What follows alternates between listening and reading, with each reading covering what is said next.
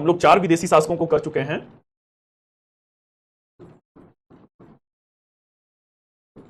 काल में 4 विदेशी राजवंश ये हम लोग कर चुके हैं। हिंद यूनानी हैं, शक हैं, कुषाण हैं, पार्थियन या इन्हीं को पहलव कहते थे, और फिर जो है कुषाण है। अब आगे बढ़ना है। मौर्योत्तर काल और 2 है। और इसमें देसी राजवंश को हम लोगों ने किसको किया है, जरा एक बार बच्चों बता दीजिएगा मुझे। देसी राजवंश में फिर से आप लोग का कमेंट जो है रुका हुआ दिखा रहा है। देसी राजवंशों में हम लोगों ने शुंग और कर्ण वंश को कर लिया है, सातवाहन और चेदी को करना है। तो आइए जो है सातवाहन वंश। पिछले क्लास में मैंने आप लोग को बताया था, क्या बताया था भाई, कि जो 4 देसी राजवंश हैं उसमें पाटलिपुत्र क्षेत्र से कौन शासन कर रहा था, तो यहां से शुंग और कर्ण वंश शासन कर रहे थे। जो कलिंग उड़ीसा का क्षेत्र है यहां से चेदी शासन कर रहे थे, और दक्षिण भारत में कौन थे, सातवाहन थे। सातवाहन वंश के संस्थापक कौन थे, पहला मुद्दा तो यही हो जाता है। तो इसके जो संस्थापक थे ये शिमुक्त हैं। शिमुक्त हैं। राजधानी कहां पे थी, तो राजधानी प्रारंभ में प्रतिष्ठान थी, और बाद में कृष्णा नदी के तट पर अमरावती राजधानी हो गया था। Initially the capital was at Pratishthan, later Amaravati became the capital of Satavahana dynasty. Amaravati कहां पे है भाई, कृष्णा नदी के तट पर है। अब तेलंगाना जो राज्य आंध्र प्रदेश से टूट करके बना है उसकी राजधानी हैदराबाद होगा, और जो आंध्र प्रदेश है वो अपनी राजधानी कहां पे रखे हैं, तो आंध्र सातवाहन कहते हैं। तो आंध्र सातवाहन जो है आंध्र प्रदेश के गौरवमयी इतिहास को दिखाता है। तो इन्होंने उस आधार पर क्या किया है, उस आधार पर अमरावती को अपनी राजधानी बनाया है। अब भाई इस वंश के सबसे शक्तिशाली शासक कौन थे, तो सबसे शक्तिशाली शासक गौतमी पुत्र सातकर्णी थे। कौन था, गौतमी पुत्र सातकर्णी थे। जो गौतमी पुत्र सातकर्णी हैं इनकी उपाधि पूछा जाता है कि इनकी उपाधि क्या था। इनकी उपाधि जो है एक ब्राह्मणस की उपाधि है, साथ ही साथ इनकी उपाधि जो है सर्व छत्रांतक की है। एक ब्राह्मण सर्व छत्रांतक मतलब एक अद्वितीय ब्राह्मण, सभी क्षत्रियों का नाश करने वाला। और साथ ही क्या है, साथ ही जो है इन्होंने अपने आप को और क्या कहा है, तो इन्होंने अपने आप को वेद मार्ग प्रतिस्थापक बोला है। वेद मार्ग प्रतिस्थापक बोला है। अब बच्चों ध्यान से सुनिएगा, प्राक मौर्य काल में 6ठी शताब्दी ईसा पूर्व में जो उत्तर वैदिक कालीन धर्म है उसके विरोध में कौन आता है, तो उसके विरोध में जो है बौद्ध और जैन धर्म आता है। देखते ही देखते बौद्ध धर्म पूरे भारतवर्ष में लोकप्रियता प्राप्त कर लेता है। कब, प्राक मौर्य काल और मौर्य काल। मींस कि लगभग क्या है 800 सालों तक बौद्ध धर्म का बोलबाला चल रहा है। अब इस मौर्योत्तर काल में बौद्ध धर्म की लोकप्रियता कम हो रही है। हिंदू धर्म या सनातन धर्म जो है वो फिर से जो है आम जनमानस में लोकप्रिय हो रहा है। शुंग जो है वो भी ब्राह्मण हैं, कण्व जो है वो भी ब्राह्मण हैं, सातवाहन जो है ये भी ब्राह्मण हैं। बाकायदे गौतमी पुत्र सातकर्णी अपने आप को कह भी रहे हैं कि एक ब्राह्मण मींस की अद्वितीय ब्राह्मण हो, सर्व छत्रांतक सभी क्षत्रियों का नाश करने वाला हो, वेद मार्ग प्रतिस्थापक। वेद मार्ग प्रतिस्थापक मींस की वैदिक मार्ग को फिर से मैंने प्रतिस्थापित किया है। इन छोटे छोटे पहलू को बच्चों ध्यान देना है। अगला क्या है, तो गौतमी पुत्र सातकर्णी ने विदेशियों को पराजित किया। विदेशियों को पराजित किया। विदेशियों में पराजित किया, ये कैसे हमें पता चलता है, तो नासिक अभिलेख से पता चलता है। नासिक अभिलेख इनकी मां का है। इनकी मां का नाम गौतमी बलश्री है। गौतमी बलश्री के नासिक अभिलेख में पता चलता है कि भाई सबसे शक्तिशाली शासक है ना, इन्होंने विदेशियों को हराया। किन विदेशियों को हराया भाई, तो इन्होंने शकों को पराजित किया। शकों में जो छहरात, नासिक में जो छहरात वंश हैं, शकों में नहपाण को पराजित करके मार डाला। नहपाण को पराजित करके करके मार डाला। इसके साथ साथ किसे पराजित किया? तो इंडो ग्रीक को पराजित किया, और विदेशियों में कहते हैं पार्थियन को पराजित किया। नहपाण के 8000 जो सिक्के हैं, इनको क्या किया? इनको पुनर्मुद्रित किया, पुनर्मुद्रित किया। तो एक बार फिर से हमें यह स्पष्ट हो जाता है भाई, उनके सिक्कों पर अपना नाम ढलवा दिया, मतलब नहपाण को पराजित किया। ये खुदाई में ये सिक्के मिल चुके हैं। गौतमी पुत्र बलश्री के भी इनकी मां के अभिलेख से भी पता चलता है कि चुन चुन के विदेशियों को हराया। अगला क्या है भाई? धर्म से उदार रहते हैं, धार्मिक दृष्टिकोण से उदार रहते हैं।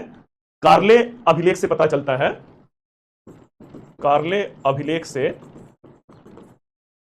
पता चलता है कि बौद्धों के लिए क्या किया?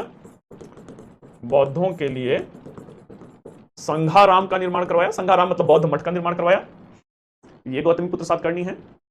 इन्हीं के समय से क्या होता है? इन्हीं के समय से मातृसत्तात्मक समाज की स्थापना होती है। मातृसत्तात्मक राज्य की स्थापना होती है। ये जो मातृसत्तात्मक राज्य है भाई, इसमें कौन है? इस मातृसत्तात्मक राज्य में अब मां के नाम पर गौतमी पुत्र सातकर्णी कह रहे हैं। पहले मां का नाम, फिर अपना नाम। इनके बाद फिर कौन आता है? तो इनके बाद जो है वशिष्ठी पुत्र पुलमावी आते हैं। कौन आता है? अगले शासक जो हैं वशिष्ठी पुत्र पुलमावी आते हैं। वशिष्ठी पुत्र पुलमावी को किसने पराजित किया? रुद्रदामन ने इन्हें पराजित किया। रुद्रदामन ने, पिता ने शकों को पराजित किया था, जो उज्जैन शाखा के रुद्रदामन है, जिनका जूनागढ़ अभिलेख है, उन्होंने उसका बदला लिया, वशिष्ठी पुत्र पुलमावी को पराजित किया। एक हाल नाम के शासक हैं। हाल नाम के शासक ने क्या लिखा? हाल ने गाथा सप्तशती की रचना की। गाथा सप्तशती ग्रंथ की रचना किया। तो ये बच्चों कौन है? ये सातवाहन वंश का जो है वो इतिहास है। अब अंतिम कौन बचते हैं?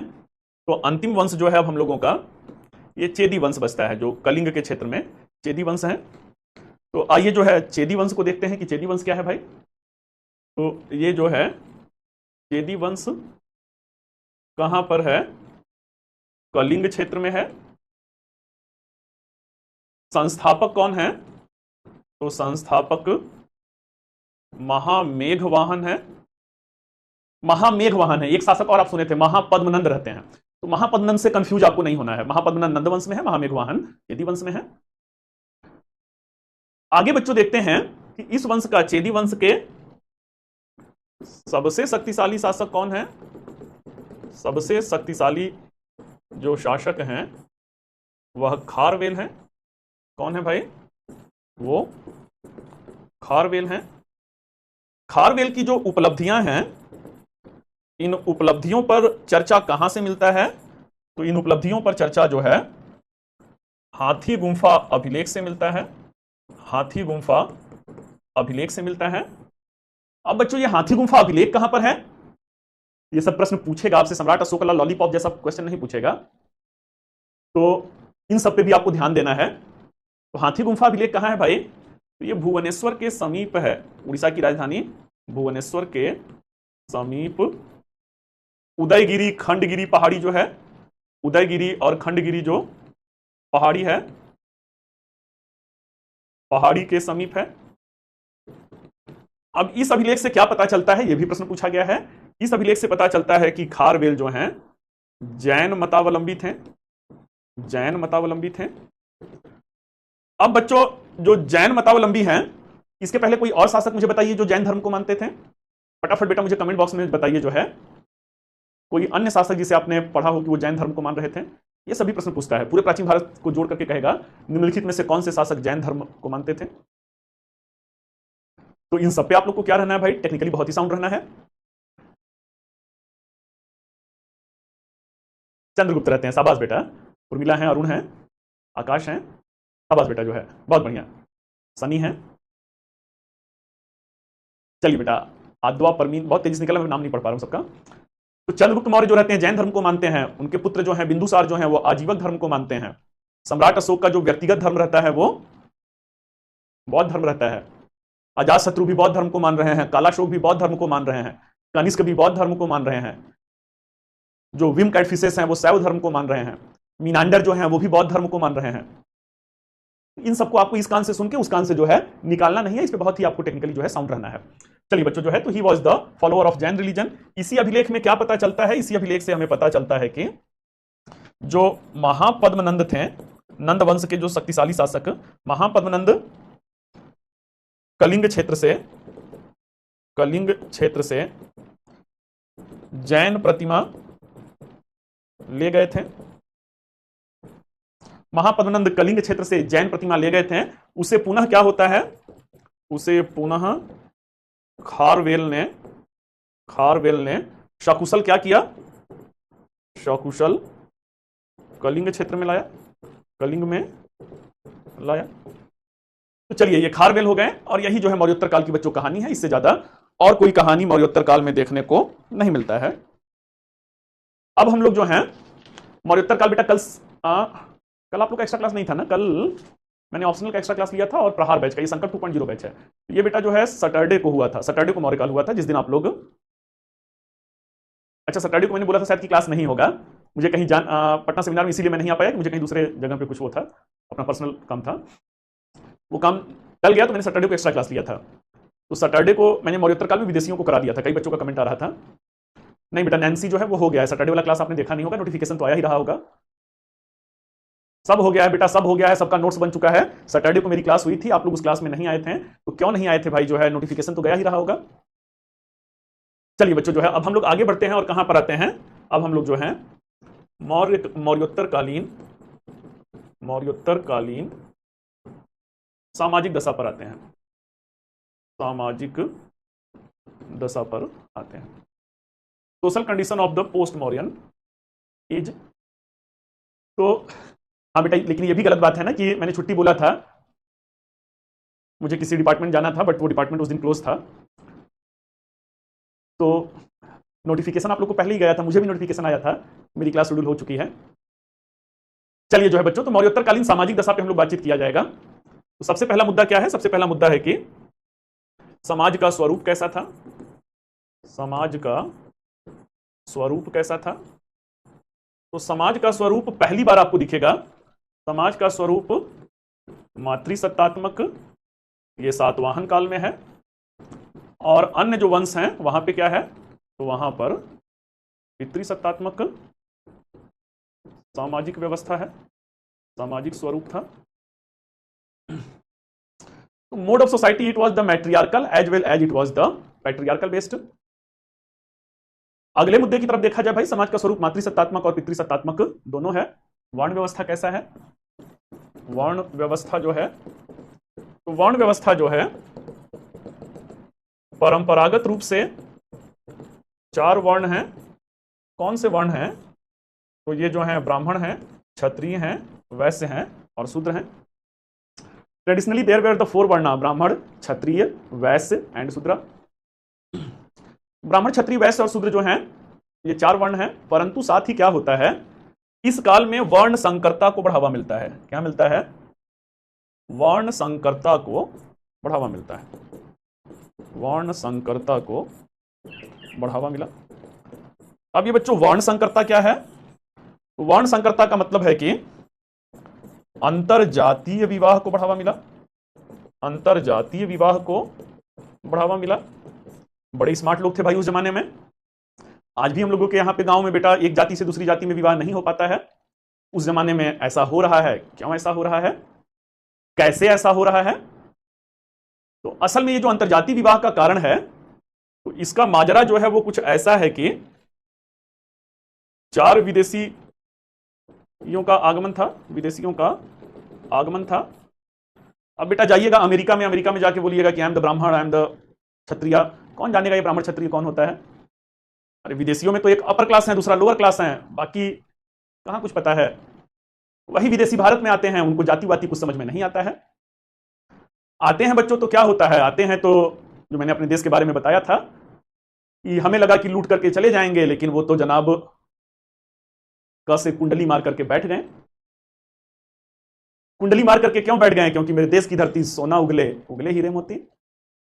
कुंडली मार करके बच्चों क्यों बैठ गए, क्योंकि 4 मौसम बदल रहे थे, तो इस तरीके से क्या होता है, अब जब यहीं पे रहने लगे और यहीं पे रहने लगे, इन्हें जातिवादी, चूंकि विदेशी हैं, जातिवादी को समझ में आया नहीं, तो जब यहां पे विवाह करना हुआ तो कैसे विवाह करें, इनको किस श्रेणी में रखा गया था, इनको जो है वर्ण संकरता को बढ़ावा मिलने से ये 4 विदेशी जो हैं, तो इन 4 विदेशियों को क्या कहा गया, तो इन 4 विदेशियों को वार्त्य क्षत्रिय कहा गया। वार्त्य क्षत्रिय मींस की नीच कुल का क्षत्रिय कहा गया, क्योंकि भाई ये भारत में कौन सा काम कर रहे थे, भारत में शासन का काम कर रहे थे। 4 विदेशी आए तो भारत में ये लोग शासन सत्ता संभाल रहे थे ना। जब शासन सत्ता संभाल रहे थे तो कहा गया कि भाई शासन करना हमारे यहां पे क्षत्रियों का काम है, तो इन्हें अब क्षत्रिय कैसे कहा जाए, अपने देश के तो है नहीं लेकिन काम शासन संभालने का कर रहे हैं, तो अब इन्हें कहा गया कि आप वार्त्य क्षत्रिय हैं, मतलब विदेशी हैं, काम भारत में क्षत्रिय का कर रहे हैं, तो आप वार्त्य क्षत्रिय मींस की नीच कुल के क्षत्रिय हैं। अब बच्चों आगे बढ़ते हैं कि इनको जातिवादी समझ में नहीं आता है। जब जातिवादी समझ में नहीं आता है तो जो लड़कियों के गुण हैं, उनके कौशल हैं, उनकी सुंदरता है, उसको प्राथमिकता देते हैं और किसी भी जाति में विवाह कर ले रहे हैं। इनको रखा गया छत्री में, किसी भी जाति में विवाह कर ले रहे हैं, तो क्या हो जा रहा है, किसी भी जाति में विवाह कर ले रहे हैं, तो यही तो अंतरजातीय विवाह है भाई, यही तो अंतरजातीय विवाह है। अब अंतरजातीय विवाह को 2 भागों में बांटेंगे। अंतरजातीय विवाह को कितने भागों में बांटेंगे, 2 भागों में बांटेंगे। अंतरजातीय विवाह के 2 प्रकार होंगे। यह भी प्रश्न पूर्व वर्षों में पूछा गया है सिविल सर्विसेज एग्जाम में। 2 प्रकार में, एक कौन सा है, एक जो है अनुलोम विवाह है और दूसरा बच्चों जो है वो क्या है, तो दूसरा जो है प्रतिलोम विवाह है। अनुलोम और प्रतिलोम विवाह, इन दोनों में क्या दिखेगा, अनुलोम विवाह में लड़का पक्ष उच्च जाति का होगा, लड़का पक्ष उच्च जाति का होगा और लड़की पक्ष क्या होगी, लड़की पक्ष निम्न जाति की होगी। जो प्रतिलोम विवाह है बच्चों, इसमें क्या होगा, प्रतिलोम विवाह में लड़का पक्ष निम्न जाति का और लड़की पक्ष क्या है, लड़की पक्ष जो है वो उच्च जाति की। तो इस तरीके से क्या है, इस तरीके से जो है अनुलोम और प्रतिलोम विवाह है। अगर मान लीजिए क्षत्रिय लड़का है, वो अपने नीचे से वैश्य या शूद्र लड़की से शादी कर रहे हैं, तो अनुलोम विवाह है। मान लीजिए क्षत्रिय लड़की हैं और वो जो हैं अपने से नीचे की जाति में विवाह कर रही हैं, सॉरी, क्षत्रिय जो हैं लड़के हैं और ब्राह्मण लड़की से शादी कर रहे हैं, तो वो प्रतिलोम विवाह का उदाहरण होगा। तो अनुलोम और प्रतिलोम विवाह ये हमें कब से देखने को मिलता है, तो अनुलोम और प्रतिलोम विवाह ये हम लोगों को प्राक मौर्य काल से ही देखने को मिलता है। क्योंकि 4 विदेशी आए हुए हैं, तो इन विदेशियों के आने से अब ये परंपरा ज्यादा बढ़ गई है। आइए बच्चों, अब आगे हम लोग बढ़ते हैं। अगला मुद्दा क्या है, तो अगला मुद्दा है महिलाओं की दशा कैसी है, महिलाओं की दशा कैसी है, कंडीशन ऑफ वुमेन कैसा है भाई। तो महिलाओं की दशा मिश्रित दशा है, मिश्रित दशा है। The condition of women it was the mixed in condition. कैसे महिलाओं की मिश्रित दशा है भाई, मतलब कि कुछ अच्छी दशा मिलेगा, उदाहरण जो है वो कुछ अच्छे उदाहरण मिलेंगे और कुछ जो हैं बुरे उदाहरण मिलेंगे। There are some good example and there are some bad example. अच्छे उदाहरण और बुरे उदाहरण मिलेंगे। अच्छे उदाहरण किस चीज के मिल रहे हैं भाई, तो अच्छे उदाहरण, अरे कुछ 1-2-3 एग्जाम्पल बताना होगा भाई ना, जो अच्छे उदाहरण के हैं 1-2 एग्जाम्पल 3 बताना होगा जो बुरे उदाहरण के हैं। तो अच्छे जो उदाहरण है वो क्या है, तो अच्छे उदाहरण जो हैं मातृसत्तात्मक समाज है, मातृसत्तात्मक समाज है। अगला जो है कुछ दशाओं में महिलाओं को विवाह विच्छेद का अधिकार है, विवाह विच्छेद का अधिकार है। In some condition there was the right of annulment of marriage. तो इस तरीके से क्या है, इस तरीके से जो है ये अच्छे उदाहरण है। अच्छे उदाहरण एक और है, मनुस्मृति ग्रंथ की रचना इसी समय हुआ था। मनुस्मृति ग्रंथ जो है वो शुंग वंश के दौरान सेज मनु, जो ऋषि मनु है, उन्होंने लिखा था। मनुस्मृति ग्रंथ में कहा गया है यत्र नारी पूज्यन्ते तत्र रमन्ते देवता।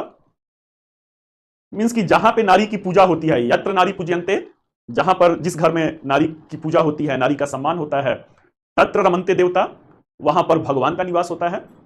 विवाह विच्छेद का अधिकार बेटा जो है डाइवोर्स, उसे डाइवोर्स ही बोला जाता है ना, डाइवोर्स, तलाक लेना। महिला अगर अपने पुरुष जीवन साथी के साथ अगर खुश नहीं है वो खुद तलाक दे सकती हैं, ये अधिकार जो है वो है। तो चलिए बच्चों जो है अब आगे हम लोग बढ़ते हैं जो है कि बुरे उदाहरण कौन से मिलते हैं। तो बुरे उदाहरण जो हैं, बाल विवाह का प्रचलन था। अगला बच्चों जो है बहु विवाह का प्रचलन था, बहु विवाह का प्रचलन था। अगला जो है एक महिला का जीवन, एक महिला का जीवन 4 भागों में बटा था, जीवन 4 भागों में बटा था। 4 भागों में किस रूप में बटा था? एक लड़की का अगर जन्म होता है तो जन्म से लेकर के अपने विवाह तक वो किसके अधीन रहेंगे? तो जन्म से लेकर अपने विवाह तक वो अपने पिता के अधीन रहेंगे। विवाह के पश्चात हमारे यहां पे बच्चों परंपरा में कहा जाता है ना, बेटियां पराई घर की अमानत होती हैं। विवाह के पश्चात वो जिस घर में जाएंगे तब से लेकर अपने पति के, मतलब जब तक वो जिंदा है, कहानी को आगे बढ़ाता गया, तब से लेकर अपने जो है पति की मृत्यु तक वो किसके अधीन रहेंगे? पति के अधीन रहेंगे। पति के मृत्यु के बाद अगर जिंदा हैं तो पुत्र के मृत्यु तक वो महिला अपने पुत्र के अधीन रहेंगे। अगर उसके बाद भी बच्चों जिंदा हैं तो पुत्र की मृत्यु से लेकर के पौत्र तक, पौत्र मतलब पोता, जो लड़के का लड़का जो है, अब उसके अधीन रहेंगी, अपने पोते के अधीन रहेंगे। मतलब एक महिला जो इस दुनिया में आंखें खोली और अपने अंतिम सांस तक वो किसी न किसी पुरुष के अधीन रहेंगी, ऐसा जो है शास्त्र परंपरा में कहा गया है। एक महिला को अपने पूरे जीवन में कहीं भी स्वतंत्र निर्णय लेने का अधिकार नहीं दिया गया है। इसी को बच्चों वो पंक्तियां तो आप लोग सुने ही होंगे, अबला जीवन हाय तेरी यही कहानी, आंचल में दूध और आंखों में पानी। अबला जीवन तेरी, महिलाओं को अबला कहा गया है। अबला मतलब कमजोर कहा गया है, वीकर सेक्शन ऑफ सोसाइटी कहा गया है। अबला जीवन हाय तेरी यही कहानी, आंचल में, अरे भाई पुरुष कौन है? पुरुष को जन्म देने वाली एक मां ही होती है, महिला ही होती है ना। पुरुष चाहे जितना भी बलशाली बने, जितना भी अपने आप को समझदार दिखाए, अपने मां के ही वक्षस्थल के दूध से ही जीवन की लीला शुरू होता है।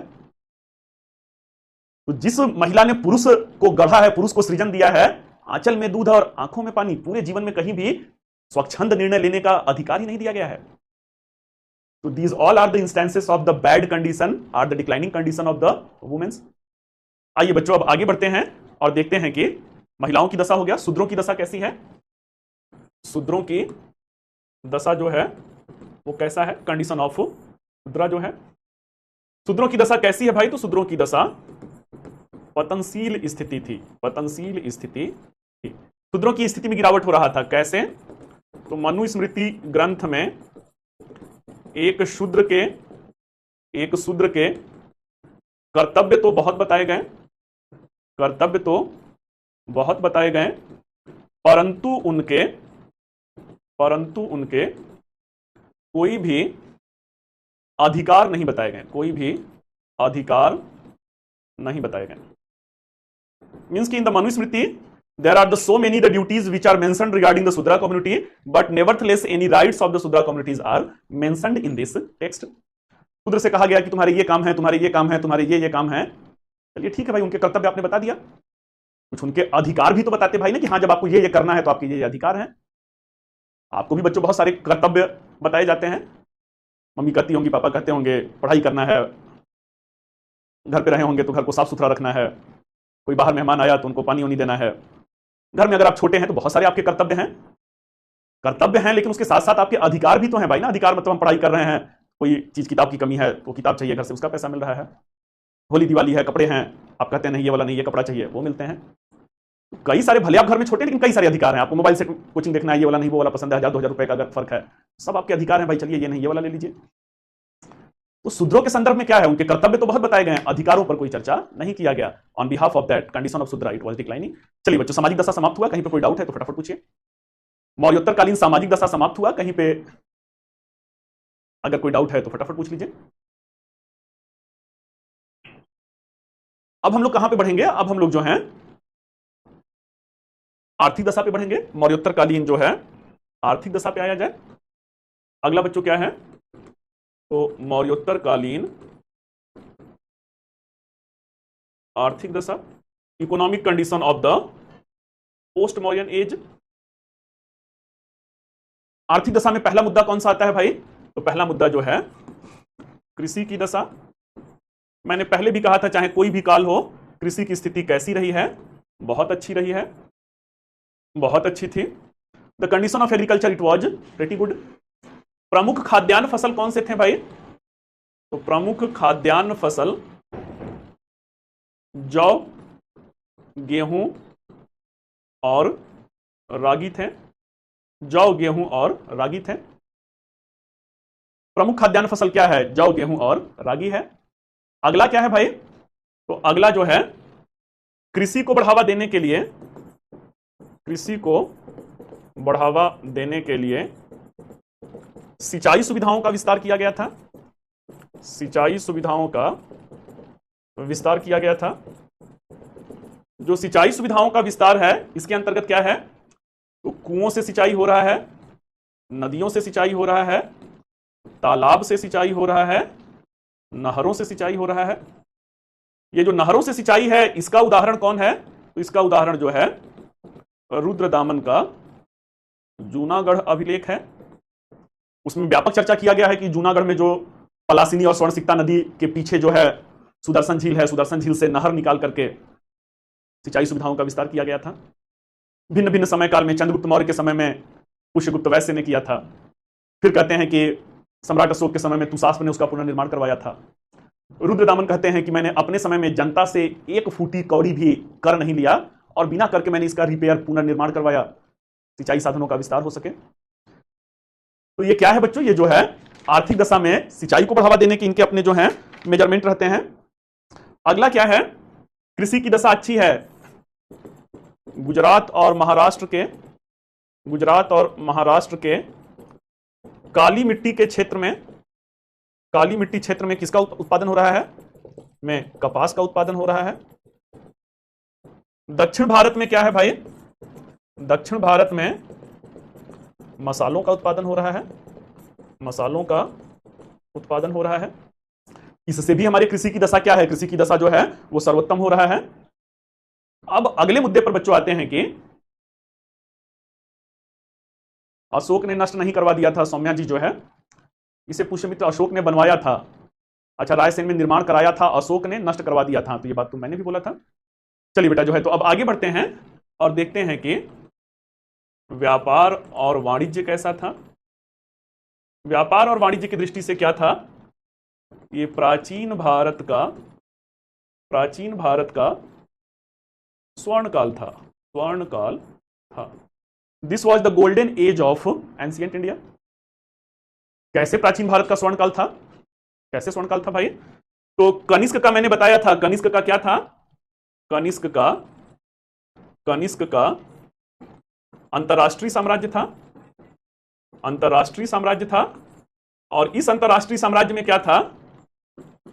चीन के रेशम मार्ग पर कब्जा था। अब बच्चों कहानी क्या है? तो कहानी कुछ ऐसा है कि ये भारत हो गया, भारत के बगल में ये जो है चीन हो गया, ये जो है अफगानिस्तान, ये जो है मध्य एशिया हो गया। यहां से आगे बढ़ेंगे तो ये गल्फ ऑफ पर्सिया हो गया, पारस की खाड़ी हो गई। और आगे बच्चों बढ़ेंगे तो ये जो है लाल सागर हो गया, लाल सागर हो गया। ये जो है अफ्रीका महाद्वीप हो गया। इसके ऊपर बढ़ेंगे तो ये भूमध्य सागर है, और भूमध्य सागर के ऊपर जो है ये यूरोप है। यूरोप में कौन था? यूरोप में जो है महान रोमन साम्राज्य था, महान रोमन साम्राज्य था। जहां तक बेटा मैं समझ पा रहा हूं कि आप लोगों में बहुत सारे ऐसे बच्चे हैं जो अभी बीए कर रहे हैं या ग्रेजुएशन बीएससी कर रहे हैं, बीटेक कर रहे हैं। ऐसा सच्चाई है ना? लास्ट क्लास में इसी बैच में पूछा था। किसमें पूछा था मैंने? संकल्प 2.0 फाउंडेशन बैच का मतलब है कि आप लोग अधिकांश छात्र बीए हुए करने वाले होंगे। बीए पार्ट 1, पार्ट 2, पार्ट 3 में होंगे, या बीएससी पार्ट 1, पार्ट 2, पार्ट 3 में होंगे, या बीकॉम और भी जो अंडर ग्रेजुएट प्रोग्राम में होंगे, या 10+2 पास आउट किए होंगे। हाँ, कोई बीएससी कर रहा है और भी ठीक है बेटा। बीए सेमेस्टर 3 मतलब दूसरा साल चल रहा है। तो अब बेटा ये बताइएगा जो है, ये सब जैसे मैंने मैप बनाया तो ये यूरोप का नक्शा वक्शा बनता है दिमाग में कि यूरोप की बात हो रही है तो यूरोप कहां है। ये लाल सागर और फारस की खाड़ी बोलता हूं तो ये दिमाग में नक्शा बनता है कि ये इसी दुनिया में कहीं पे है। क्योंकि बीए वाला जो जीवन होता है बच्चों ना, या बीएससी वाला जो आप लोग, ग्रेजुएशन वाला अंडर ग्रेजुएट प्रोग्राम वाले जो आप लोग हैं, ये अल्हड़ सा जीवन होता है। अल्हड़ सा जीवन मतलब जिंदगी के बहुत सारे जो हैं गंभीरता जो जिंदगी की होती है उससे बहुत ज्यादा वास्ता नहीं होता है। और अभी क्या है, अभी जो है नौजवान है, अभी मेहनत करने की आदत नहीं पड़ी है, मेहनत करने की आदत नहीं पड़ी है, प्लस कॉलेज का क्लास व्लास भी करना है। तो मिला जुला करके क्या है, मिला जुला करके ये जो बाउंसर बॉल डाला जाता है और सर के ऊपर निकल जाता है, तो धीरे धीरे मुझे समझ में आ रहा है, जैसे इसी वाले बैच में आप लोग कह रहे थे ना कि कुछ सर बुराई करते हैं। और तो बेटा ये बीए की क्लास में अगर आप हैं तो आपको थोड़ा और ज्यादा गंभीर होना होगा, बहुत जम के मेहनत करने की आदत डालनी होगी, और बड़ी संजीदगी से। ये मत सोचिए कि अभी 3 साल है, ये मत सोचिए कि बीए पार्ट 2 में है तो अभी 2 साल है। समय बच्चों रेत है, रेत की तरह समय कब निकल जाता है। कब आप 10th में थे, अभी बीए में आ गए, बीएससी में आ गए, पता चला कितना जल्दी समय निकल गया। या किसी का भी बीएससी फाइनल। मुद्दे की बात है बच्चों ना कि जब थोड़ा और अच्छे से हम लोग समझाते हैं तो वो चीजें आपको लगता है कि क्या चल रहा है, ये मध्य एशिया किस चिड़िया का नाम है, ये भूमध्य सागर दुनिया में किस क्षेत्र में है। क्लास कर लिए, बड़ा एहसान करेंगे तो क्लास का नोट्स जो है रिवीजन कर लेंगे। किताब उताब पढ़ने का बेटा लत जो है, आदत जो है, हैबिट जो है, वो सही पूछिए तो बीए में नहीं होता है। बीएससी में, बीएससी वालों का तो वैसे ही कोर्स हार्ड होता है, उन्हें फिजिक्स केमिस्ट्री मैथ पढ़ना है, बायोलॉजी केमिस्ट्री और जूलॉजी पढ़ना है। तो एनसीईआरटी पढ़िए, एनसीईआरटी भी पढ़ेंगे, अपने से समझ में नहीं आएगा, ये मैं देख लीजिए, बहुत ज्यादा बेटा पल्ले नहीं पड़ेगा। क्यों? क्योंकि वहां पे भी सिलेबस जो है बिखरा हुआ है। तो चलिए इन सारी चीजों पे अपना रियाज कीजिए, अभ्यास कीजिए, ये अभ्यास की चीज है। तो यूरोप में बच्चों रोम कहां है? रोम इटली में है। इटली वालों ने पूरे यूरोप पे कब्जा किया था। उसे महान रोमन साम्राज्य, जैसे महान मौर्य साम्राज्य भारत में था वैसे ही महान रोमन साम्राज्य उनके यहां पर था। महान रोमन साम्राज्य में समृद्धि जो था वो कूट कूट कर था। लक्ष्मी जो थी, देवी लक्ष्मी जिसे समृद्धि का प्रतीक कहा जाता है, तो बहुत ही समृद्ध थे। अब रेशम के जो कीड़े थे, रेशम जो वस्त्र थे, उसका पहली बार शुरुआत कहां से हुआ? पहली बार शुरुआत चीन से हुआ। वो रेशम का व्यापार जिस मार्ग से किया जाता था उसे रेशम मार्ग कहते थे। अब चीन से ये शुरू होता था, पूर्वी चीन से ये व्यापार रेशम मार्ग जो है, यहां से होते हुए पश्चिम चीन, यहां से कासगर शहर, फिर यहां से खोतान शहर होते हुए मध्य एशिया। मध्य एशिया में जो रेशम के कपड़े हैं वो कजाकिस्तान, किर्गिस्तान, तुर्कमेनिस्तान, उज्बेकिस्तान में बेचते हुए नीचे आते थे। नीचे ये जो है अफगानिस्तान, अफगानिस्तान में जो हिंदू कुश पर्वतमाला है, हिंदू कुश पर्वतमाला से ये रेशम मार्ग 2 भागों में बढ़ जाता था। एक मार्ग बच्चों जो है यहां पे ईरान होते हुए, फिर जो है इराक होते हुए, फिर जो है सीरिया और टर्की होते हुए कहां पे आता था? तो वो रोम आ जाता था। सीरिया टर्की होते हुए कहां आ जाता था? रोम आ जाता था। अगला जो मार्ग है वो कहां पे जाता था? तो अगला जो मार्ग है सीरिया और टर्की होते हुए रोम पहुंच जाता था।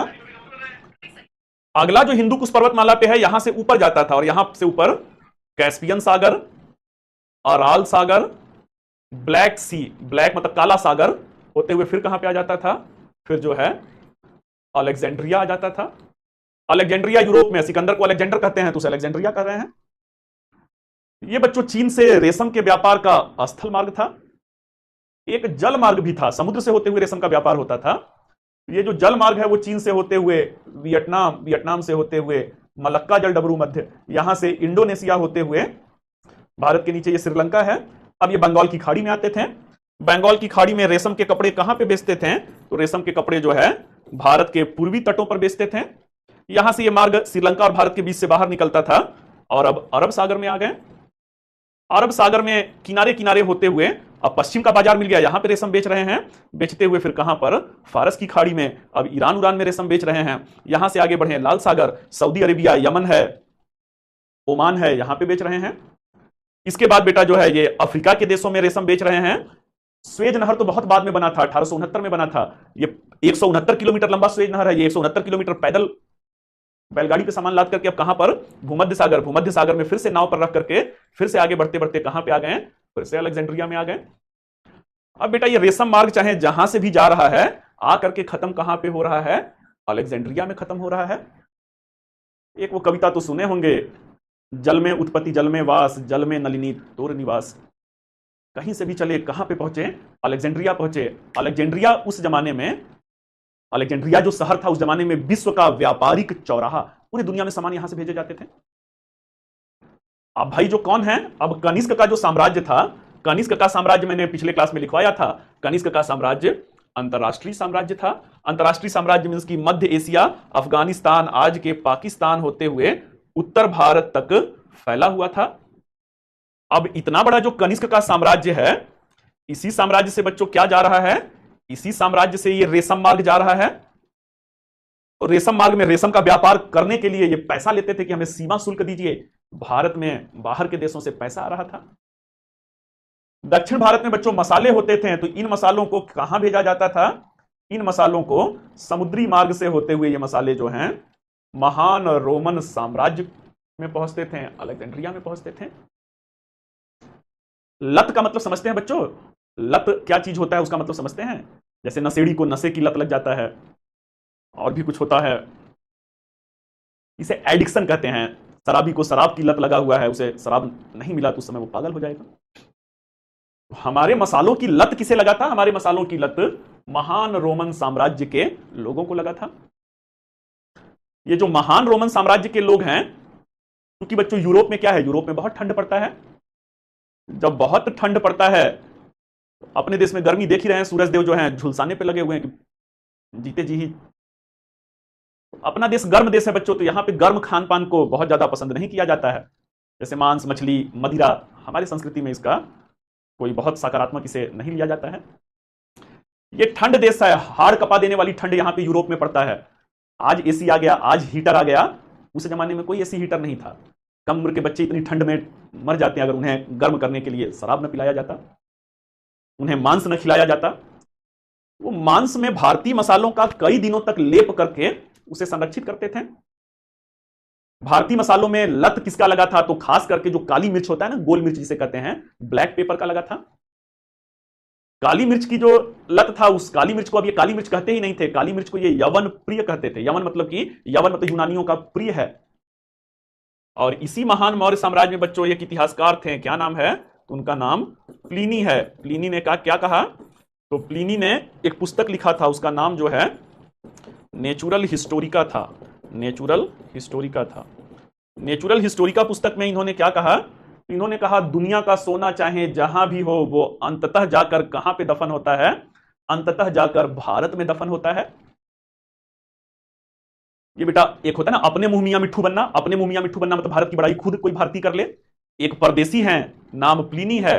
प्लिनी अपनी किताब नेचुरल हिस्टोरिका में क्या कहते हैं, कहते हैं यूरोप का नहीं, कहते हैं दुनिया का सोना चाहे जहां भी हो, वो कह रहे हैं दुनिया का सोना चाहे जहां भी हो, वो अंततः जाकर कहां पे दफन होता है, वो अंततः जाकर के भारत में दफन होता है। बच्चों ये कहावत है ना, ये भी एक दौर है, वो भी एक दौर था। सोने की चिड़िया अपने देश को ऐवे ही थोड़ी कहते थे। अरे वो सुने हैं ना, कुछ तो है कि हस्ती मिटती नहीं हमारी, सदियों से रही है और सदियों तक रहेगी। ऐसे ही बेटा हम सोने की चिड़िया थोड़ी बने थे, ये भी एक दौर है, वो भी एक दौर था। उस दौर में दुनिया का सोना चाहे जहां भी हो, अंततः कहां दफन होता था, भारत में दफन होता था, इसीलिए इसे सोने की चिड़िया कहते थे। धन का निर्गमन, दादा भाई नौरोजी ने अंग्रेजों के काल में कहा कि धन का निर्गमन भारत से यूरोप होता था, वो भी एक दौर था, यूरोप से धन भारत आता था। महान रोमन साम्राज्य में एक राजा थे, नाम था आगस्टस। आगस्टस ने इतना सोना भारत में जा रहा था, मसाले के बदले में सोना इसीलिए मैं कह रहा हूं लत लग गया, मसाले के बदले में कौन सोना देगा भाई, उन्हें भारतीय मसालों की लत लग गई थी, मसालों के बदलों में सोना देते थे। ये सोना इतना जा रहा था कि रोम के शासक आगस्टस ने इस व्यापार को ही बंद करवा दिया कुछ समय के लिए। तो चलिए बच्चों ये क्या था, तो प्राचीन भारत का व्यापार और वाणिज्य की दृष्टि से स्वर्ण काल था। कई सारे बंदरगाहों से ये व्यापार होते थे, जैसे दक्षिण भारत में अरिकामेडु बंदरगाह है, कावेरी पट्टनम बंदरगाह है। इस वाले को जो पूरब में बच्चों तट है, दक्षिण भारत में जो पूरब का तट है, तमिलनाडु और आंध्र प्रदेश वाला, इसे कोरोमंडल तट कहते हैं। जो केरल वाला तट है, इसे मालाबार तट कहते हैं। तो इन बंदरगाहों से व्यापार होता था। तो ये क्या है, ये मौर्योत्तरकालीन आर्थिक दशा है। अब मौर्योत्तर काल यहीं पे बच्चों खत्म हो गया। कोई डाउट है तो पूछ लीजिए। चलिए बेटा रेखा जो है, बहुत बहुत धन्यवाद बेटा। जो है भारत का अगर मैं एहसास करा दूं कि किस भारत में आप रहे हैं, जो एक लाइन में आप सुनते हैं भारत की गौरवमयी संस्कृति, उस गौरवमयी संस्कृति को मैं एहसास करा दूं, तो समझ लीजिएगा बेटा कि यूपीएससी की तैयारी सफल रहा। चलिए हेडिंग दे दीजिए, सातवाहन वंश। हेडिंग दे दीजिए सातवाहन वंश। लिखिए सातवाहन वंश में लिखिए, इस वंश के संस्थापक सिमुक थे। इस वंश के संस्थापक सिमुक सिमुक हैं, जो कि सम्राट अशोक की मृत्यु के पश्चात से ही, इस वंश के संस्थापक सिमुक थे जो सम्राट अशोक की मृत्यु के पश्चात से ही सक्रिय हो गए थे, सक्रिय हो गए थे। इन्होंने बौद्ध और जैन मंदिरों का निर्माण करवाया था, बौद्ध एवं जैन मंदिरों का निर्माण करवाया था। अगला बच्चों हेडिंग दे दीजिए, गौतमी पुत्र सातकर्णी, गौतमी पुत्र सातकर्णी। नोट्स बना लीजिए, सौम्या बेटा जो है नोट्स बना लीजिए, उसके बाद जो प्रश्न है फिर मैं लूंगा। अगर मान लीजिए आज नोट्स बनाने में ही समय निकल गया तो शनिवार के दिन डाउट क्लियरिंग सेशन है, उस दिन भी आप प्रश्न अपना पूछ सकती हैं। अगला जो है गौतमी पुत्र सातकर्णी, लिखिए गौतमी पुत्र सातकर्णी इस वंश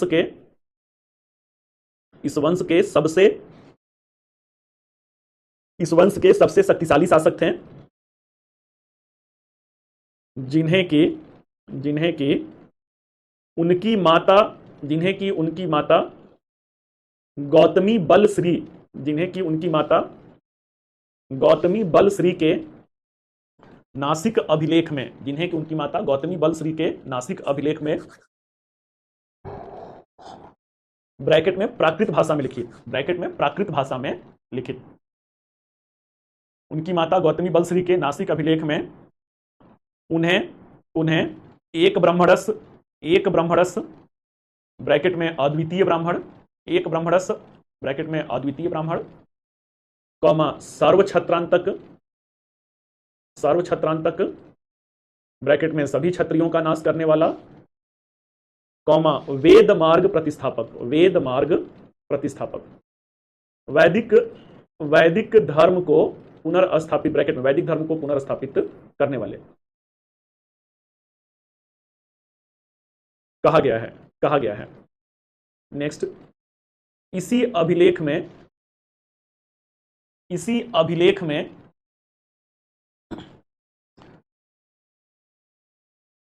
प्रतिष्ठापक, वैदिक धर्म को पुनर्स्थापित, ब्रैकेट में वैदिक धर्म को पुनर्स्थापित करने वाले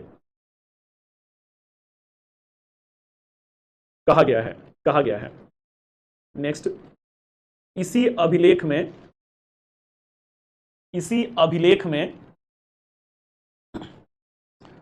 इनके बारे में या गौतमी पुत्र सातकर्णी के बारे में कहा गया है कि उन्होंने शकों पार्थियन और यवनों को पराजित किया था, साथ ही छहरात वंश के शासक नहपाण को पराजित करके उन्हें मार डाला था। और इसके पश्चात उनके 8,000 से भी ज्यादा चांदी के सिक्कों को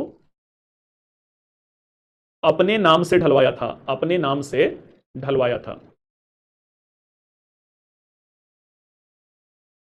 ऑप्शनल का बेटा अलग से बैच खरीदना होगा, 8 जुलाई से स्टार्ट हो रहा है, या कॉम्बो में आप ले सकती थी। आप लोग का नया बैच स्टार्ट हुआ है, कॉम्बो में ली रहती तो उसमें फीस भी कम था, 18,000 में दोनों हो गया रहता। आप पता कर लीजिए कि अभी भी कॉम्बो आप कर सकती हैं कि नहीं। अगला बच्चों पॉइंट लिखिए बौद्ध सन्यासियों के लिए कार्ले अभिलेख से पता चलता है कि इन्होंने गांव दान में दिया था। कार्ले अभिलेख से पता चलता है कि इन्होंने गांव दान में या भूमि दान में दिया था, और इस भूमि का हिस्सा पहले नहपाण के दामाद उषाव दत्त के अधिकार में था। उषा होता है ना, उषाव दत्त के अधिकार में था। नेक्स्ट लिखिए, गौतमी पुत्र सातकर्णी के पश्चात वशिष्ठी पुत्र पुलमावी ब्रैकेट में 130 से 154 ईस्वी, वशिष्ठी पुत्र पुलमावी 130 से 154 ईस्वी शासक बने, शासक बने। तथा इन्हें शक शासक रुद्रदामन ने पराजित किया था। शक शासक रुद्रदामन ने पराजित किया था।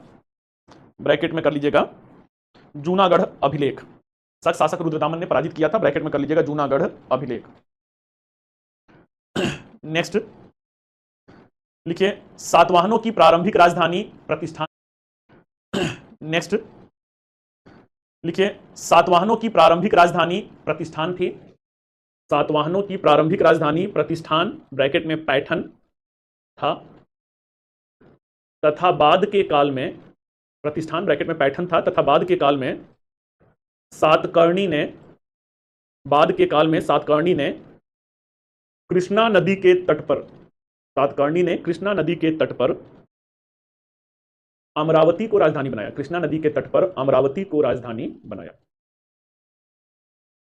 नेक्स्ट हाल द्वारा प्राकृत भाषा में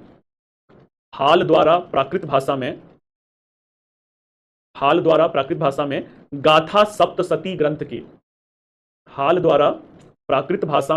गाथा सप्तशती ग्रंथ की रचना किया गया था। गाथा सप्तशती ग्रंथ की रचना किया गया था। नेक्स्ट देखिए पुराण साहित्य में सातवाहनों को पुराण किया गया था। नेक्स्ट देखिए पुराण साहित्य में सातवाहनों को आंध्र सातवाहन भी कहा गया है। और उनके सिक्कों का भंडार जोगल थंबी, जोगल जहाज वाला जो, गमला वाला ग, लट्टू वाला जोगल थंबी ब्रैकेट में करीमनगर जिला आंध्र प्रदेश, ब्रैकेट में बेटा करीमनगर जिला आंध्र प्रदेश से प्राप्त हुआ है। लट्टू वाला जोगल थंबी ब्रैकेट में करीमनगर जिला आंध्र प्रदेश, ब्रैकेट में बेटा करीमनगर जिला आंध्र प्रदेश से प्राप्त हुआ है। नेक्स्ट सातवाहन के काल में उनके क्षेत्र को विदेशी व्यापार से काफी ज्यादा लाभ प्राप्त हुआ। सातवाहन के काल में उनके क्षेत्र को विदेशी व्यापार से काफी लाभ प्राप्त हुआ। और भड़ौच, अंडरलाइन भड़ौच को कर दीजिएगा। और भड़ौच इस काल का सबसे बड़ा बंदरगाह था।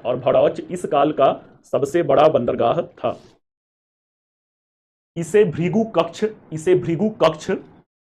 या बैरीगाजा भी कहा जाता था। नेक्स्ट लिखिए सातवाहनों ने सर्वप्रथम पोटीन या शीशे के सिक्के प्रचलित किए थे। सातवाहनों ने सर्वप्रथम पोटीन या शीशे के सिक्के प्रचलित किए थे।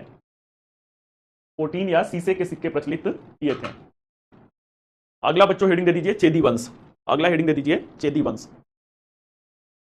लिखिए इस वंश के संस्थापक महामेघवाहन थे।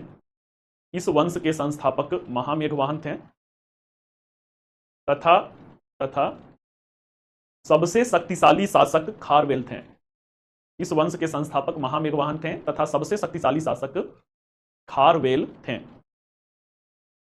जिनके उपलब्धियों की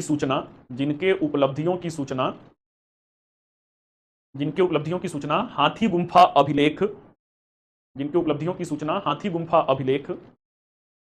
ब्रैकेट में भुवनेश्वर के समीप उदयगिरी खंडगिरी पहाड़ी पर स्थित ब्रैकेट क्लोज हाथी गुंफा अभिलेख से मिलता है। लिखिए खारवेल जैन धर्मावलंबी थे और नंद शासक महापद्मनंद के द्वारा जो जैन प्रतिमा कलिंग से मगध ले जाया गया था। कलिंग से मगध ले जाया गया था, उस जैन प्रतिमा को पुनः मगध से, उस जैन प्रतिमा को पुनः मगध को जीतकर, उस जैन प्रतिमा को पुनः मगध को जीतकर वहां से कलिंग लाया था, वहां से कलिंग लाया था। अब बच्चों हेडिंग दे दीजिए मौर्योत्तरकालीन सामाजिक दशा, मौर्योत्तरकालीन सामाजिक दशा। हेडिंग दे दीजिए समाज का स्वरूप, हेडिंग दे दीजिए समाज का स्वरूप। पहला पॉइंट लिखिए मौर्योत्तर काल के दौरान, मौर्योत्तर काल के दौरान समाज का स्वरूप मातृसत्तात्मक था। मौर्योत्तर काल के दौरान समाज का स्वरूप मातृसत्तात्मक था। ब्रैकेट में सातवाहन काल, ब्रैकेट में सातवाहन काल। साथ ही पितृसत्तात्मक संयुक्त परिवार प्रणाली, साथ ही पितृसत्तात्मक संयुक्त परिवार प्रणाली परंपरा भी प्रचलित था, परंपरा भी प्रचलित था। नेक्स्ट हेडिंग दे दीजिए बच्चों वर्ण व्यवस्था, वर्ण व्यवस्था। मौर्योत्तर काल के दौरान परंपरागत रूप से, मौर्योत्तर काल के दौरान परंपरागत रूप से समाज चार वर्णों क्रमशः ब्राह्मण क्षत्रिय, चार वर्णों क्रमशः ब्राह्मण क्षत्रिय वैश्य और शूद्र वर्ण में विभाजित था। ब्राह्मण क्षत्रिय वैश्य और शूद्र वर्ण में विभाजित था। हालांकि इस काल में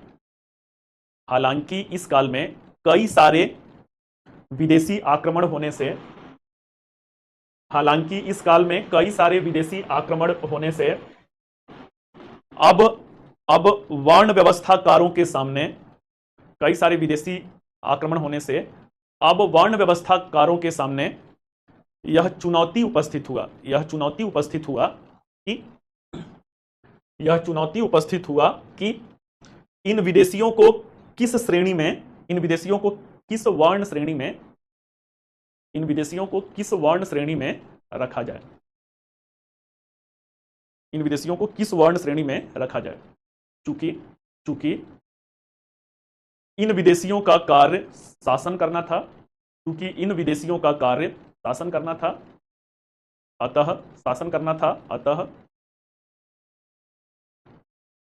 अतः इन्हें वार्त्य क्षत्रिय अर्थात नीच कुल का क्षत्रिय कहा गया। वार्त्य क्षत्रिय अर्थात नीच कुल का क्षत्रिय, ब्रैकेट क्लोज, वार्त्य क्षत्रिय कहा गया, ब्रैकेट में नीच कुल का क्षत्रिय। नेक्स्ट पॉइंट लिखिए मौर्योत्तर काल में अंतरजातीय विवाह को बढ़ावा मिला, मौर्योत्तर काल में अंतरजातीय विवाह को बढ़ावा मिला तथा इसके अंतर्गत अनुलोम और प्रतिलोम दो प्रकार की विवाह परंपरा का प्रचलन हुआ। अनुलोम और प्रतिलोम दो प्रकार की विवाह परंपरा का प्रचलन हुआ। नेक्स्ट, अनुलोम और प्रतिलोम दो प्रकार की विवाह परंपरा का प्रचलन हुआ। नेक्स्ट, अनुलोम विवाह में लड़का पक्ष उच्च जाति का, अनुलोम विवाह में लड़का पक्ष उच्च जाति का और लड़की पक्ष निम्न जाति की होती थी। लड़का पक्ष उच्च जाति का और लड़की पक्ष निम्न जाति की होती थी। जबकि प्रतिलोम विवाह में लड़की पक्ष उच्च जाति की और लड़का पक्ष निम्न जाति का होता था। लड़की पक्ष उच्च जाति की और लड़का पक्ष निम्न जाति का होता था।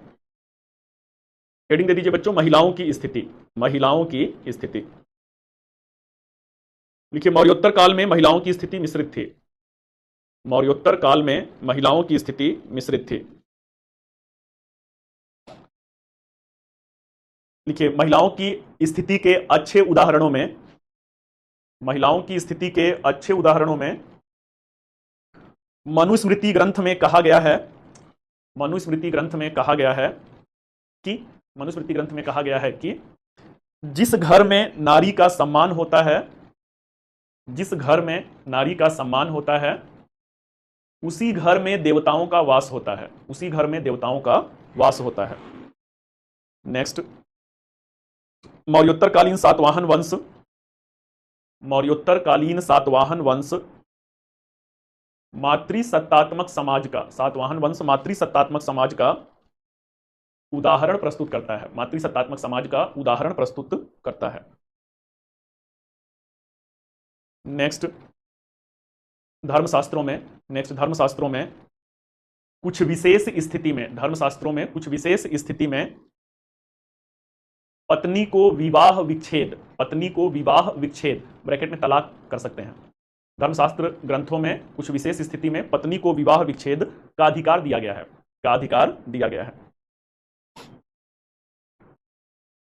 ठीक है। नेक्स्ट पॉइंट, महिलाओं की बुरी स्थिति के उदाहरणों में एक महिला के जीवन को चार भागों में बांटकर उस महिला के जन्म से लेकर मृत्यु तक उसे किसी न किसी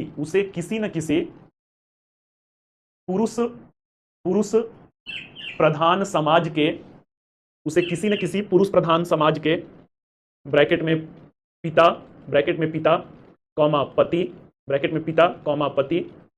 पुत्र पौत्र, उसे किसी न किसी पुरुष प्रधान समाज के ब्रैकेट में पिता, पति, पुत्र, पौत्र ब्रैकेट क्लोज के अधीन रखा गया है।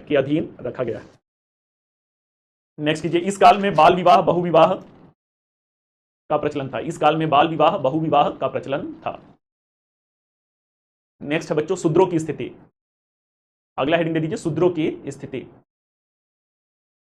देखिए मौर्योत्तर काल में शूद्रों की स्थिति पतनशील था। नेक्स्ट मनुस्मृति नामक ग्रंथ में एक शूद्र के कर्तव्य तो अधिक बताए गए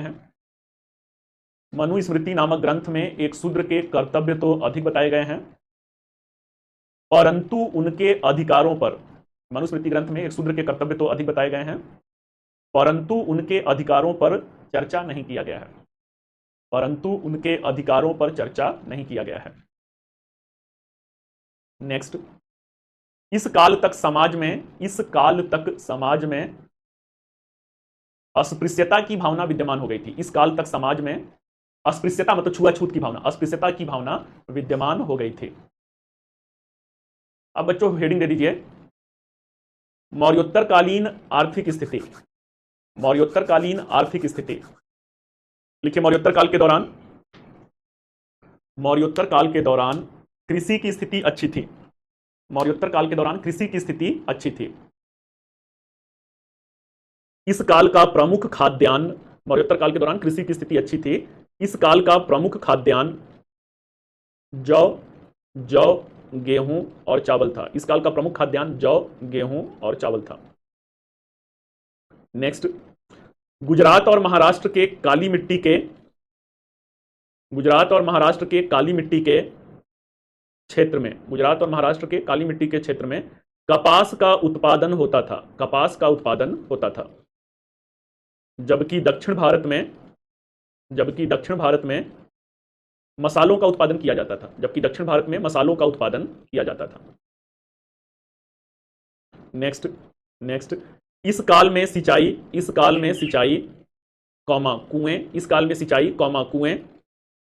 कुएं, तालाब, झील, नदियों एवं नहरों से किया जाता था।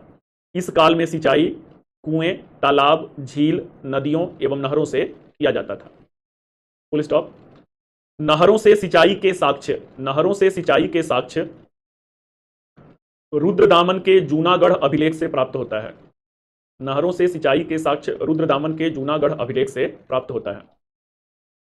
जो कि 150 ईस्वी में संस्कृत में लिखा गया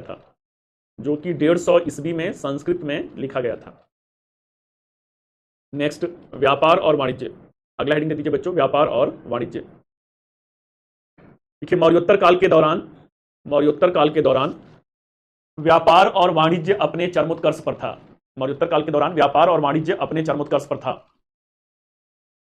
और इस काल में मध्य एशिया से होकर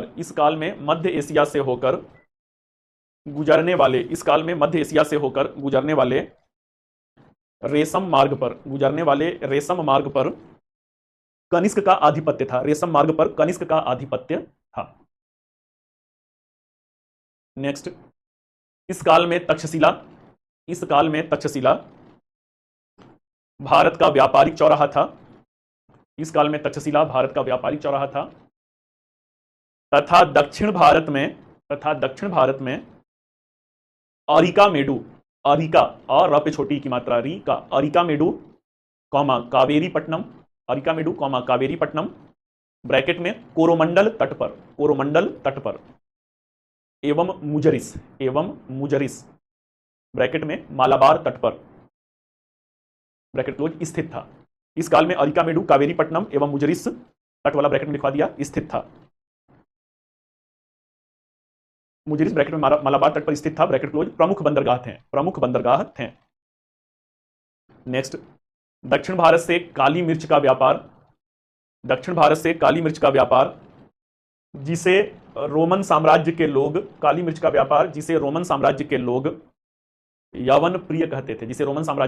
यवन प्रिय कहते थे का निर्यात यूरोप एवं मध्य एशिया में होता था। यूरोप एवं मध्य एशिया से होता था। अंतिम पॉइंट है बच्चों, इस काल में व्यापार संतुलन भारत के पक्ष में था तथा प्लिनी के अनुसार विश्व का सोना भारत की ओर प्रवाहित हो रहा था। नेक्स्ट कीजिए, मौर्योत्तर काल में ही व्यापारिक हवाओं की खोज ब्रैकेट में 44 ईस्वी व्यापारिक हवाओं की खोज 44 ईस्वी ब्रैकेट क्लोज हिप्पालस ने किया था। नेक्स्ट, अरिकामेडु से रोमन मृदभांड एवं सिक्कों की प्राप्ति हुई है। चलिए बच्चों, तो यहीं पे मौर्योत्तर काल समाप्त हो गया।